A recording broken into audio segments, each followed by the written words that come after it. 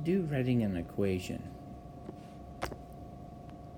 of an equation, all we do is, that's what each value equals. So x equals a negative 5/3, and x also equals 1/2. That's the answers. But this, we want to make into an equation where it equals 0. So to do that, I'm going to move the negative 5/3 over. So I'm going to get x plus 5/3 equals 0. I'm going to do the same thing over here. I'm going to move this over so that it can be x minus 1/2 equals 0. By doing that, now I can get this equation into by multiplying by everything by 3 to get rid of this fraction.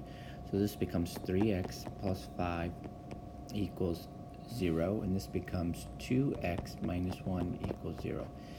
These two are the same thing as factors. So if I take them, 3x plus 5, and I multiply them, I will get a quadratic that equals 0.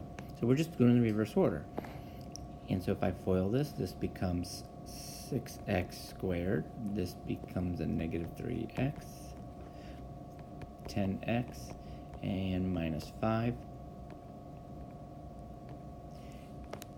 And so we end up with 6x squared plus 7x minus 5 equals 0.